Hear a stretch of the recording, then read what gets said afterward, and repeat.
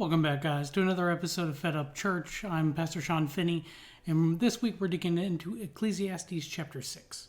Well, we've gone through the first 5 chapters of Ecclesiastes. Remember, Ecclesiastes means preacher, and it was written by King Solomon. So Solomon was the wisest man who ever lived, and he's telling us of the perspective that he sees in life on trying to find the answer of, what's the point to this life that we live with everything under the sun? If everything seems to be vain, everything's vanity, what's the point? And if you remember, he's approaching it from a position of science, what he can observe, what he can see. That being said, there's some interesting things that we start to see through this mentality, this worldview of pretty much being agnostic, right? The people he was talking to, primarily agnostic. So they agreed that there was a God. They just didn't really care. So the question that Solomon's trying to answer is, does God matter? And we started to see in the first 5 chapters that, yes, this life is absolutely meaningless without any kind of relationship with God. And we ended the last chapter talking about guarding our steps when we go to the house of God and having a fear and a reverence and a respect for who He is. This week, we're going to dig into chapter 6 and see what it means to be too busy. Let's roll.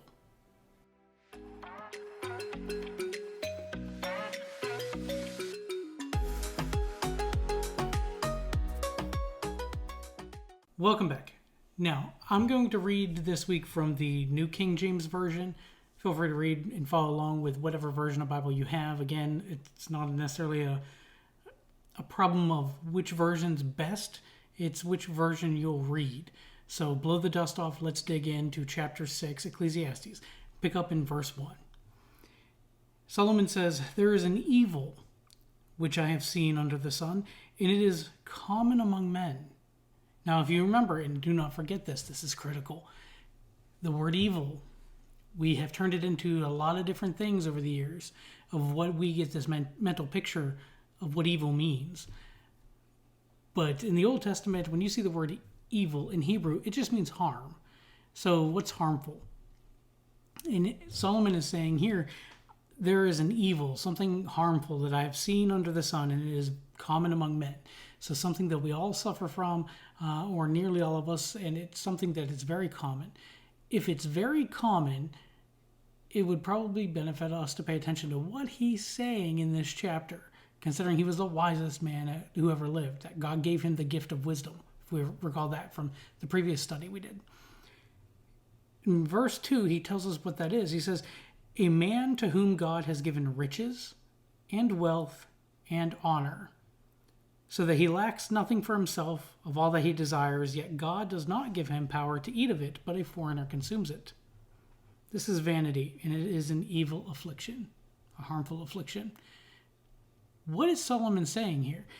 And if we really start to dig into what he is revealing to us in this chapter, we're going to start to see that, okay, we know God gives the gift of riches and wealth and honor, right? And we're talking about honor, like the respect of other men, being seen, being heard, being respected. But we're also going to see that, okay, so people get it confused saying money is the root of all evil. It's not, right? It's the love of money. But the riches and wealth are gifts of God. Now, I think it's also very important to remember this. Wealth and riches are not the same thing, and that's why he's separating them out here. They're not even the same Hebrew word. Riches, that's the material things you can buy with your wealth, but wealth is required to do any of that, right? To pursue a life of materialism, you'd have to have some wealth. And a lot of people get this confused too. I was talking to a gentleman this past week who really focused on making a lot of money, and that's great. You can make a lot of money, but that's not wealth. Wealth is not making a lot of money. Wealth is the amount of money you keep, not the amount of money you make. I know a lot of wealthy people who are broke because they spend all their money on bills and things that they've acquired. So as we learn what he is talking about in this chapter, remember they're two different things, riches and wealth. And Solomon says that a man who God has given these things to, honor, riches, wealth, so that he lacks nothing. And notice that, no thing. He lacks nothing, no thing for himself of all that he desires, everything he desires. If you think about being like, Bill Gates level success, right? Whatever you want, you can buy it, right? You see this with a lot of celebrities all the time. Whatever they want, they can buy it.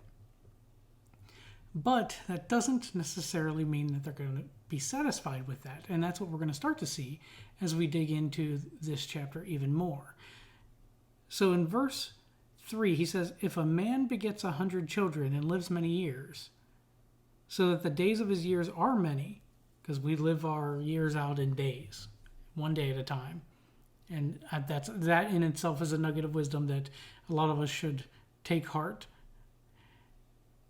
We live our lives, not years at a time, but one day at a time. Take it day by day. Don't get lost in focusing on the years so much. But he says, so the days of his years are many, but his soul is not satisfied with goodness. And that literally meaning moral good. Like what you would think of, you're like, this is good. This is kind. This is ethical. Moral good. It says, or indeed he has no burial. I say that a stillborn child is better than he, or literally a miscarried child. Now, why are we talking about so many kids in the very third verse? Okay. And then why are we saying it would be better to either not be born at all or be stillborn? Very dark, very twisty kind of language that Solomon's using here. But it gets your attention. The first 2 verses, he said that there is a great evil I have seen under the sun. And this is that God gives a man riches, wealth, and honor. But then he doesn't have the power to consume it, to eat of it. And if you think about, we'll say a hypothetical man who spends his days and his years pursuing success, wealth, riches, and honor, right? These things that are gifts of God, but as men and women, we try to pursue that and acquire it ourselves. But these are gifts of God. Now, God does require you to do things, right? You have to do these certain things in order to get, success as the world would consider success. But whether you're successful or not, that's going to depend on whether or not God grants that to you. And that's what Solomon is saying, because there are people out there that work their entire lives trying to catch a big break, and they never seem to get there. They never seem to make it work. And then there are people who can try and pursue their dreams and actually achieve them. And Solomon's pointing to the two, going okay, what's the difference? I have seen this great evil where men and women they'll get the riches, the honor, and the wealth, right? But those that get it aren't able to eat of it. They're not able to consume it. A foreigner or a stranger consumes it.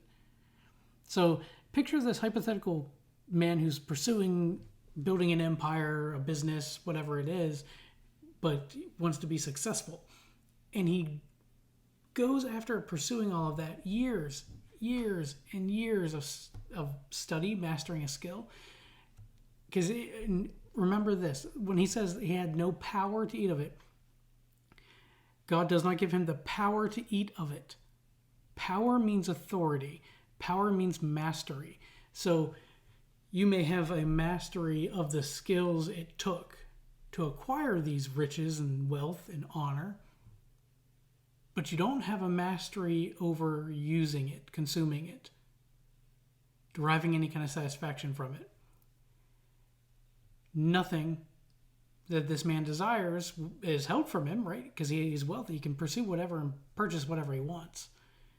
But he spends so much time pursuing success and being busy and being productive and never letting a moment go to waste that he loses the ability. God doesn't grant him the ability, the power to derive anything out of it, to find any sustenance out of it, to find any satisfaction out of it. And Solomon is saying that is a great harm. That's a great evil. It's a very evil affliction, very harmful affliction to suffer from this desire, this need to pursue and pursue and pursue and overachieve and constantly gain more and more and more.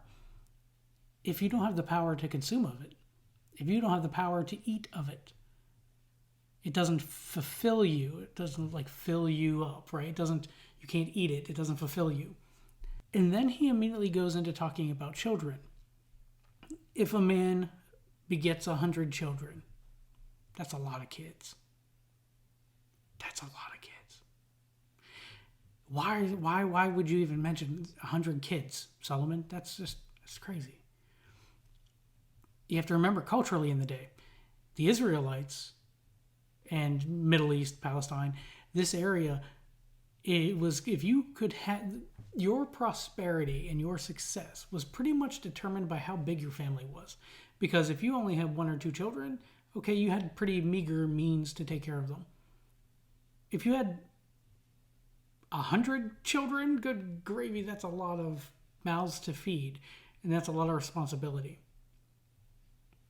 It was viewed that the larger your family was, like the more children you had, the more prosperous and successful you were, because you could take care of them all. So he's saying, for a man who suffers this great affliction of constantly desiring more and constantly working your hands to the bone, trying to achieve honors, riches, and wealth, which are gifts of God anyway. He says, even if you have 100 kids and you live many years, so that the days of his years are many, but his soul is not satisfied with goodness. If your soul's not satisfied with good things, with generosity, with acts of kindness, goodness, if your soul's not satisfied with that, it's not going to be satisfied with these things either. But he mentions something interesting. The very next section, he says, or indeed, he has no burial. Oh, that, culturally, that was a problem. If you did not have a burial, you were considered unloved by your family, like forsaken, and bad juju. We don't do that. Now, I understand why this was important. Culturally, it was a tradition among the Israelites, and many Jews practiced this, where it wasn't just a funeral, like no one showed up to your funeral. That's not what he's saying. To bury someone, a proper burial at the time, you would take the body, cover it, and lather it in creams and ointments and spices that were made to help facilitate the decay of the body and break it down. And they would wrap it and lay it on a bench, like the family tomb, right? Lay it on this bench and allow it to break down. And this process could take about 12 to 18 months to come to fruition, to where it finally broke down. All you had left was bones. Then a family member, eldest son, somebody of that nature, would have to remember to go in, 12, 18 months checking in, go in and take the bones, gather them up, and underneath that bench was a jar of bones, right? They would just be an ossuary, a jar of bones. And they would take their bones and put them in there with their family members who had passed on before them, right? Finally reuniting them with their, lost family members. If you didn't have somebody to do that, then you were considered not successful, not prosperous enough to have the offspring, or the offspring rejected you. So your children hated you. That's pretty much what Solomon was pointing to, is I have seen this great evil under the sun, where people will work their fingers to the bone in order to achieve an empire, build a successful enterprise. Even if they have 100 children, they can feed them. But if their children are not getting their needs met, mom and dad are always away working, right? And no matter what, there's every waking moment they're pursuing this dream, then it would be a sad thing to have even 100 kids and they grow up to be just like you. Because if they're growing up and they are going to exhibit the behavior that you have modeled for them, the risk is that they won't know how to sit down and take a break either. They'll be too busy. They'll be too busy to bury you at your own funeral. It kind of reminds me of the Cats in the Cradle song, right? Where the kid grows up to be just like the dad and is working all the time and never has any time for anything because I'm just like you, right? But we know it takes 18 months for a proper burial to take place. This is why when in Luke 9:60, when the man's asks Jesus, when Jesus tells him to come with him, and the man asks him, "Permit me to go bury my father." This is why Jesus was like, no. That's a long process. That's 18 months wasted. And he tells him, "Let the dead bury the dead. But you go and preach the kingdom of God." Let the dead, spiritually dead, bury the physically dead. Because what you're talking about is a tradition of men. It is not something God has called or purposed in your life. And I think that's the defining point we all come to, especially in modern day church, modern day society, is that we have a choice to make. We can either take the path that God has called us and purposed for us in our life and do what he's called you to do. Or you can deny that, reject what God has called you to do, and instead follow the traditions of men. And that is the majority of church today, is the traditions of men. It's made up, it's fake, it's fraudulent, it's garbage, and it has nothing to do with Christ. They killed him on the cross and during the crucifixion, and we continue to keep trying to kill him from pulpits today. It frustrates me to no end, the amount of things we just make up and call doctrine, and it's not in the Bible anywhere. Hence, fed up church. Quit and walk out. Do what God has called you to do, not what other men tell you to do. So, the thing for us to take away, to apply in our lives, is remember that we live day by day, not year by year. And that it's okay to take a break every once in a while and sit down and live in the moment. Don't, especially if you have kids, it's easy to constantly be caught up in working nonstop and doing things all the time. Moms, you're the worst for this. You gotta always be busy. Understand where that comes from, but also understand, don't let the moments slip by, because you can never get them back. You can never get the time back. You can wealth, riches, and honor you can lose and gain over and over and over again. But the great affliction is, as Solomon is pointing to, you could do all of that and still end up even trying to build a massive family with 100 kids and all of these relationships with all of these children, people that are very close to you. And they'll still end up, you're a risk of even they can let you down, especially if they act like you do and you're always busy. So something to keep in mind as we go through the rest of this chapter is focusing on the reality of now. What is now? See things as they are. Don't live too much into the future, in the dreams of tomorrow. Don't forget to be present in the moments of today. Verse 3 talks about it would be better for a stillborn child or a miscarried child to be born than that man who works his entire life for success, riches, honor, wealth, doesn't have the power to actually consume of it because somebody else will. And that's exactly true. I mean, if you're always working and never actually get the time, what's the point of working for all the toys if you can't play with the toys? This was something that I struggled with immensely, especially going through college. When I was in college, I was going, pre-med, wanted to be either an anesthesiologist or a neurosurgeon. One of those two, because I loved them. I don't know, I was too big into Grey's Anatomy at the time or what. But obviously, it's not as glorified as it looks on TV. But that was my plan since high school. And then get about 2 years into college and really start questioning, will I find satisfaction in the work? And it was something that was like a question my wife asked me, would you be happy doing this? It's a question I never even thought to ask myself. I knew I could make a lot of money doing that, and I'm good at science, so let's go do that. That question wrecked me. I spent so much time trying to figure out, okay, would it actually make me happy? That's a question I never considered.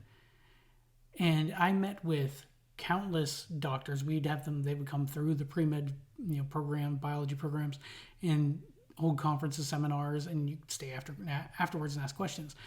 And I started doing that. Before I'd go and attend and then leave. Now I actually had a question, a curiosity that I needed to satisfy. And I started to ask each one of them as they came through. An anesthesiologist, surgeons, a maxillofacial surgeon came through. He had a great answer to this question. When I asked him, are you happy doing what you're doing? And they all look at me like I looked at my wife when she asked me if I would be happy doing that. That's not a question anyone's ever asked. It's one I never considered. And the one surgeon looked at me and went, I don't understand the question. Like, does it make you happy? Oh, it's a really rewarding job. That's not what I asked. Are you satisfied with it? Do you feel like you have a good work-life balance? You know, are you able to, I make a good living. I'm like, yes, you make a lot of money, but do you have time to enjoy that? No, not really. Like, oh, okay. How about like, you know, family life? I'm on my 4th marriage. Geez, dang, okay. I don't think this is really what I want to go after. And every one of them told me, like, if you want to practice medicine, be a nurse. Doctors spend the majority of their time fighting with insurance companies. So I thought about it. I was like, I'm going to take on $500,000 in debt. I'm going to go 4 more years of schooling. And after that, a 7-year residency before I even start making any money. If the goal is to make money, there's other ways, man. There's better ways to make money between graduating with a bachelor's, say 22, versus going to 34, 35 before you actually start making money, going the med school route, and then having all that debt to pay back. And because you have all this debt to pay back, you have to keep working so hard. And you have to keep working so hard so you're not spending time with your family. And ultimately, I was pursuing something that was going to take away from that satisfaction Solomon's talking about. Finding satisfaction in your work. And here, what's the prestige, the honor, the riches, and the wealth really worth if at the end of the day you can have 100 kids and none of them really show up to your funeral or will properly bury you because they never saw you. They don't have that relationship with you. So yeah, interestingly enough, I decided to just get my bachelor's in neurobiology and cut bait and get out of there and actually do a job I love doing and still love doing it to this day. Even on days when it's crazy, I still love it. But it affords me the ability to spend time with my family and my daughters, and that ultimately is what I find satisfaction out of. And I could find satisfaction in doing that or working at McDonald's. It doesn't really matter to me. As long as I can pay the bills and take care of my family, that's what I desire. That's what I pursue. Always needing more and always needing to achieve and always needing to take the next step up the corporate ladder is something I struggled with too. And it took many years from one promotion after another, because if I wasn't going to be a doctor, I had to make money some other way. So I would take the next promotion and then move to another state, taking the next promotion and constantly working my way up. The problem with that is it's easy to let that become a driving force. That becomes the driving force behind the decision and not what we should do, what would be best for everyone. And we're going to get into that more here in a couple verses. But Solomon is saying it would be better to be stillborn or miscarried than to come into this life and deal with all the pain and suffering. Because you remember, he's approaching this from an under the sun premise. This idea of everything only what's under the sun, not considering eternity, not considering any kind of afterlife.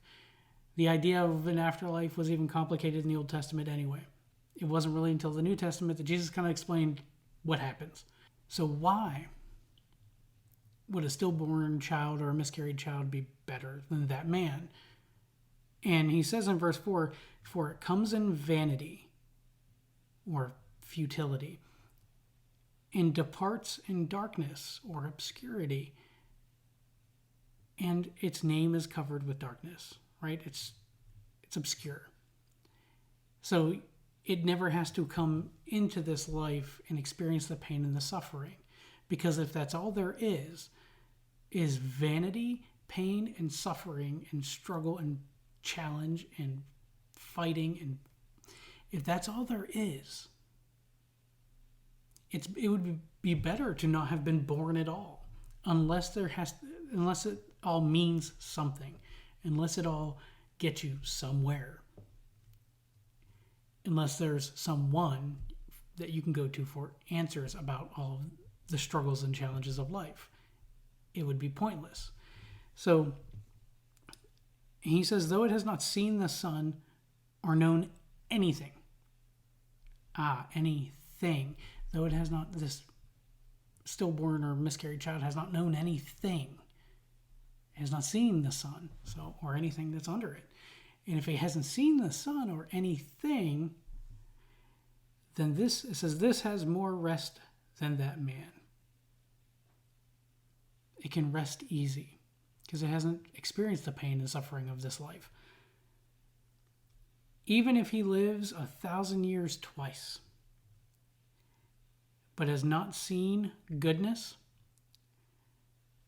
do not all go to one place. Okay, so what's Solomon saying here? Even if he lives 1,000 years twice over, is it a matter of time? Will you find satisfaction and contentment in life if you just simply had enough time, or wealth, or riches, or honor, or fill in the blank? And he's saying no. It has nothing to do with time. And it has nothing to do with how many relationships you have, children you have. It has nothing to do with any of that. Even if he lives 1,000 years twice, but has not seen goodness. Okay, seeing goodness, this idea is to have a vision, to be able to see something, but literally the Hebrew means to cause to look at, to force someone to behold something. In other words, to make them consider it. And he's saying, if you live 2,000 years and you have all the riches and the wealth in the world, but you have never considered what is actually good, what goodness is, if you haven't tried to pursue doing what's morally good, it would be better not to have been born at all. Because without at least the moral goodness of our own internal compass, what's the point? If you're going to deny there's an afterlife, if you're going to disregard that and only look at what's under the sun, then what's the point of living if there's literally no good in you at all? You don't consider it at all. You don't consider how those riches and the wealth that you have could help someone else. But the truth, as we saw in the earlier verses, is that God didn't give you the power to eat of it, but the stranger, right, the foreigner will consume it, because you're going to die and leave all that behind because you can't take it with you. And nothing you do is going to change that.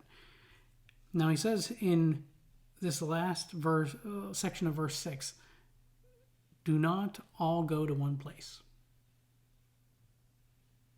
Again, this idea of an afterlife was kind of a complicated thing, even in Solomon's day. And he's the wisest man who ever lived.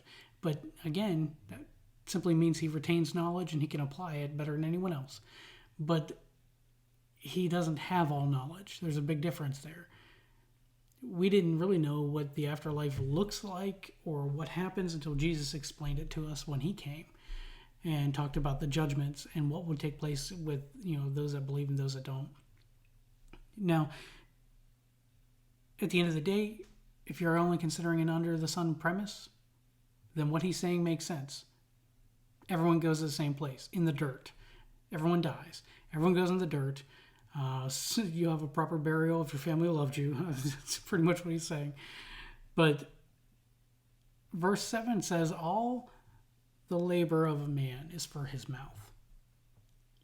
All the work we do is for our mouth. To eat, sure, yeah, we need to labor to provide food for our mouth. But I think there's a different, if you think about it, he says all the labor we do is for our mouth.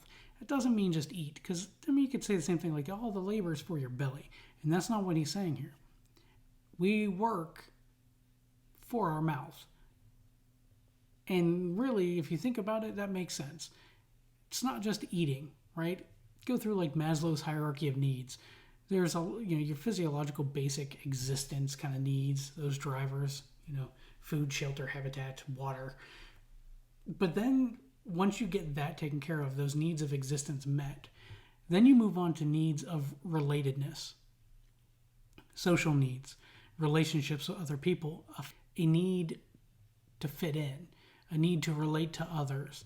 And once you get into that realm, you're now talking to people. Like you want your voice to be heard. You want that validation from others. And words come out of your mouth. All that work is for your mouth too.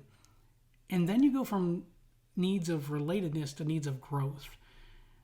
And whether that's spiritual growth, emotional growth, intellectual growth, mastering skills, personal growth. The needs of personal growth, again, all driven by your mouth, because you have to study, you have to ask questions, you have to learn, and a lot of what you do, all this work, is for your mouth. The problem with it is that even through all of the different needs, right? I refer to Maslow's hierarchy of needs. Physiological, then you have like safety, and then as you go up, the very top part of the little pyramid is self-actualization, meaning like finding and expressing your creativity and morality and a sense of self. None of it matters if your soul finds no satisfaction. And that's what Solomon's getting to. That's the point he's making. Your soul's not satisfied by anything. And all the work you do is for your mouth. All the work you do is for things. Whether that thing is material or tangible, or if it's validation and respect of others, they're things. But the soul's not satisfied with things. The risk too, you risk creating a bunch of relationships that just cause an echo chamber effect, right? Because we want our voice to be heard. We want our opinions to be validated. So we tend to surround ourselves with other people who think like we do, so that it's an echo chamber. Nobody challenges your perspective, and everybody goes on their merry way. And the moment somebody does challenge your perspective, it's a problem. It's not really self-actualization. There's a big difference. And when you get to the top tier of self-actualization, according to Maslow, the psychologist who came up with this way back when, that's when you get to the point of being objective.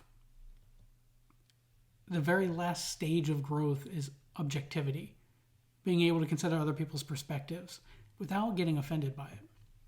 Solomon saying all the labor of man is for his mouth, yet the soul is not satisfied. So none of that stuff, none of it satisfies the soul. And then he says, for what more has the wise man than the fool? What more has the wise man than the fool? If this is the case, and he said this before in previous chapters, what's the difference between a fool and the wise man? Like if I go through all this work and pursue all this knowledge, but we all end up in the dirt, then what more has the wise man than a fool? The end is still the same. What does the poor man have who knows how to walk before the living? Interesting turn of phrase there. Walk before the living literally means to like conduct yourself appropriately in front of people. But he's mentioning this because, again, he's mentioned before that the dead that are already dead, implying the dead that are still living. Same way Jesus kind of said, like, let the dead bury the dead. This is referring to, like, okay, what does it mean? For what does a poor man gain from learning how to conduct himself in society among all these rich people? So he can gain employment, gain a job. Then what? Toil his days away. But his soul's not going to find satisfaction in that. So then what's the point? Verse 9, he says, better is the sight of the eyes than the wandering of desire. As this also is vanity and grasping for the wind, or spitting into the wind. Better is the sight of the eye than the wandering of desire. This is where we're getting into. It is better to focus on what you see, the things actually in your life, actually in front of you, than what you just wander and daydream and desire and have the dreams to achieve and spend so much time focusing on tomorrow and next year and 10 years from now and trying to build and pursue and achieve, than to focus on what is right in front of you. Focus on the people who are in front of you. If you have children, focusing on them. It's entirely possible to raise godly children who hate you and you're miserable doing it. It's entirely possible. Because you burned that relationship through overproductivity and constantly doing and constantly focusing on the work of the people you are molding and shaping into, adults in society, that you forgot to take a step back and enjoy what you are creating, enjoy the people that you are bringing into this world. It's okay to have dreams and to pursue them. I'm not saying you can't have dreams. Don't get lost in them. That's what Solomon's pointing to here. Verse 10, he says, whatever one is, he has been named already. For it is known that he is man. Whatever one is, he's been named already. We know what he is. He's a man. Whatever you describe yourself as, whatever you identify as, whatever you believe you are, Solomon says, it doesn't matter, you've been named already. You're human. You're a man or a woman, right? Like you're human. So you can say anything you want to say.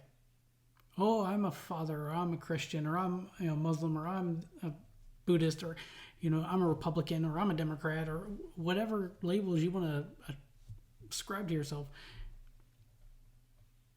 Solomon says God's already named you. You're human. What does that mean? That means you're going to fail. That means you're going to suffer. You're going to have challenges and struggles and victories and high moments and low moments. And people are going to let you down. But you know what? Yeah, God named you. You're a human. You're going to let them down too. So you can't find satisfaction in relationships. It has to be entirely independent of relationships with other people. If your source of contentment and satisfaction in life is derived from another person, you're setting yourself up for failure and heartbreak because they will let you down, and you will let them down. You have to derive your sense of contentment and satisfaction from something entirely independent of things. Anything, as Solomon is saying, anything under the sun. It can't be wealth, riches, honor. It can't be you can find satisfaction in the work, but at the end of the day, he's saying that's not what the soul finds satisfaction in. You can find satisfaction in it, but remember, you are a triune being, right? You're a trinity, and just like God's a trinity, we are a trinity, right? Body, mind, and soul.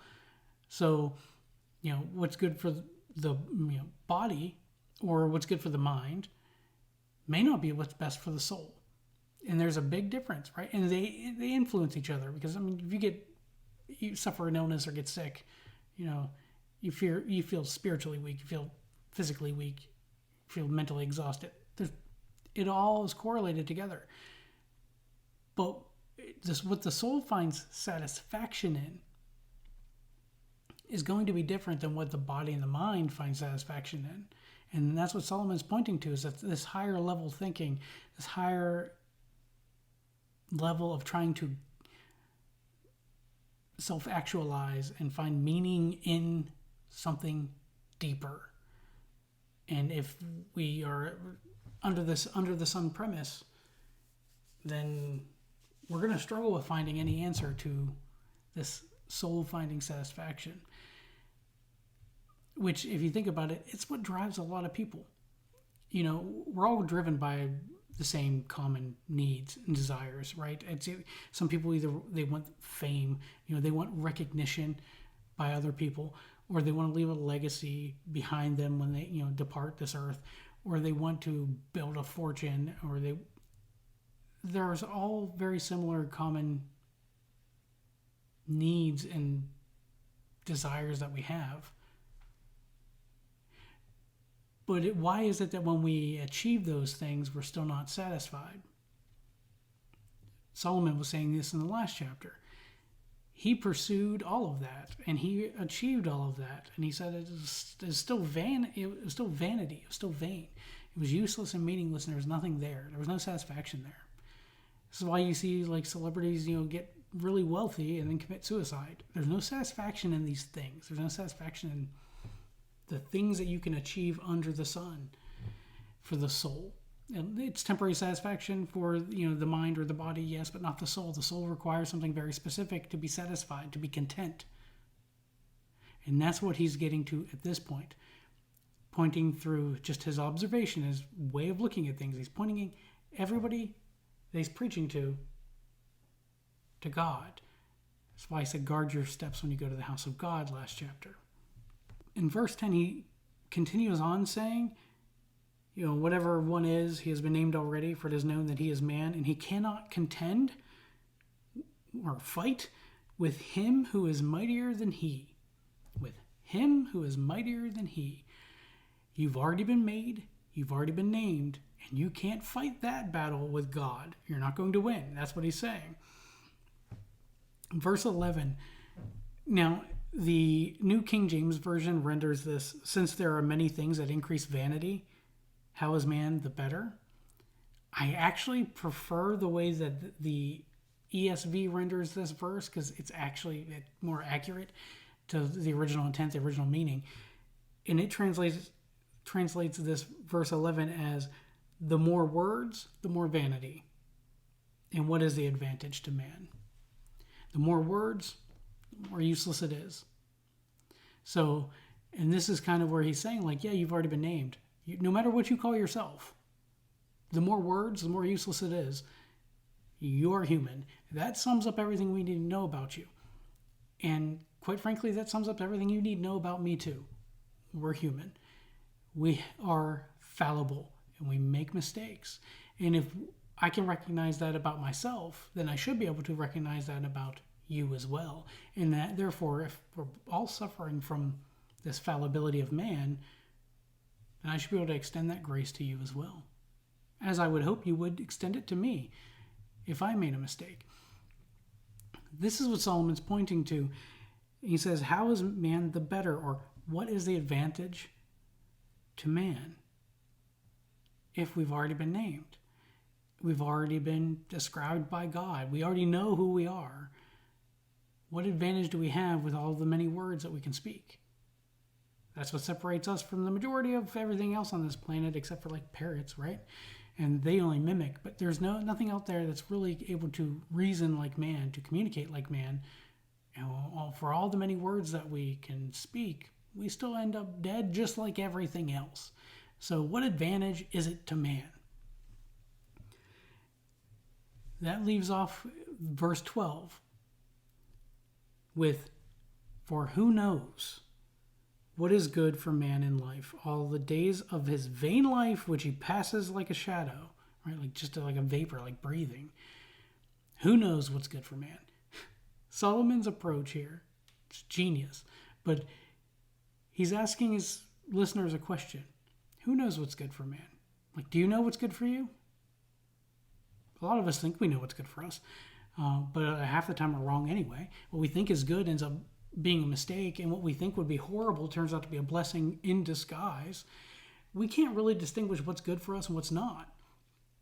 We have what we can identify meets our needs, and the things that meet our desires, we can identify those things, but we can't really determine whether it will be good for us in the future.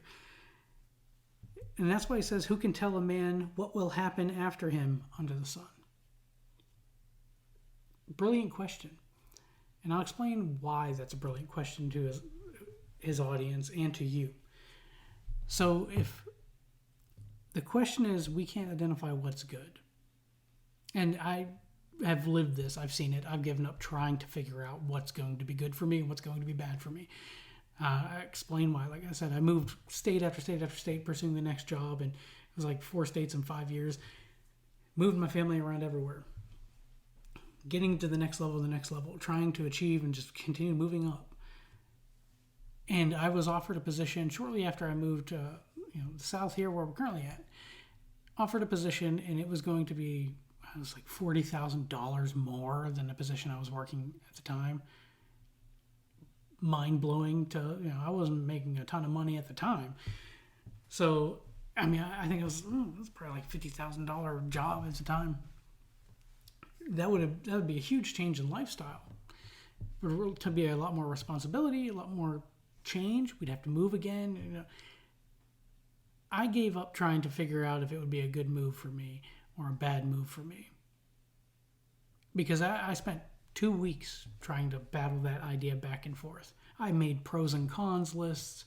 I tried doing the risk-benefit analysis on it, engineer-style way of doing it. And at the end of the day, I had decided I'm going to accept this job. We're going to pack up. We're going to move across the state. At least we're staying in the same state. And we're going to start over all over again. And I'm going to take the job because it pays more, right? Because that will be good for us. That was my decision. My wife was on board. She's always been on board and very supportive no matter what. And I don't know the grace God gives her for that. Thank you. I love you. But she said, okay, we'll do it. Go call him. So I step outside to give the gentleman a call back and accept the job. Now, I had prayed beforehand that if this is the job that you want me to have, if this is the job that I should have, if this will be good for me and my family, let me accept the job. If it's not, do not let me take it. Make something happen, but whatever you got to do, God, just don't let me accept that, because I will take it. I stepped out to call outside on the porch to give him a call. And I still remember that conversation like it was yesterday. It was like 10 years ago now. Called the guy up and was like, hey, real excited to, reach back out to you and talk to you about the position. But I have to thank you for the offer, but I have to turn it down.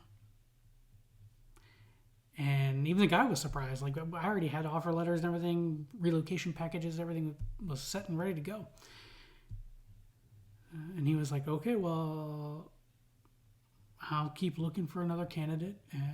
Sorry it didn't work out. I'm like, me too. Thanks. Came back in, and my wife looked at me and went, when do we leave? We don't. What?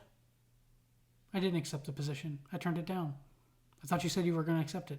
I was. Why'd you turn it down? I have no idea. But overwhelmingly, it was a strong feeling of this would not be good. We do not know what is going to be good for us and what is not.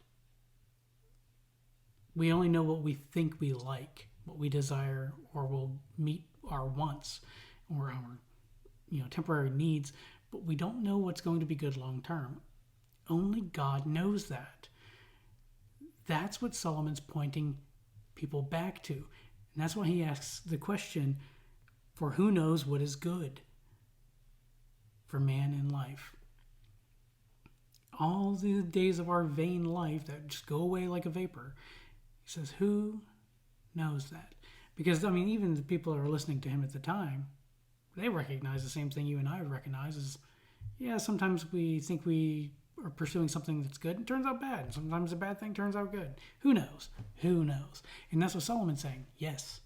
Who does know that? Who knows it? And at this point, he asks a further follow-up question. Who can tell a man what will happen to him? Will happen after him under the sun? Is there anyone under the sun who can answer the question, what will happen after I'm gone? Nope. Nobody. And this is interesting too, and this is important because all the pagan idols, all the pagan gods, all the different religions, all of their gods had limitations. And specifically, predicting the future was not a strong suit of any of them. At all. Up to this point, there had never been any case of any god, any deity, telling man what would happen after he's dead and gone, right? So predicting future events beyond your generation. And it actually coming true. Never been a deity or a god that did it. And this is what God in the Old Testament, in Isaiah, actually points back to this exact reasoning. Isaiah 46, Verse 9 through 10, he says, "Remember the former things of old, for I am God and there is no other, declaring the end from the beginning." So not even telling you what's going to happen after you, but the end of everything was declared from the beginning of everything. And from ancient times, things that are not yet done. God is the only one, Yeshua, Yahweh, the only one, the God of Israel, is the only God, deity, who ever predicted future events and was accurate, right? That's why he says he did it, so that we would know how to distinguish the true God from all the false ones, because he can actually tell you what's going to happen. He's in control of it. Now they know this. Even the people listening to, the preacher Solomon know this. So this idea that, life's meaningless and we're not going to consider eternity. Does God matter? Well, he's the only one that can answer the question of what's good for you, what will be bad for you, and what will happen after you're gone. So yes, absolutely he matters. And we're going to start to see, as we get into the next chapter,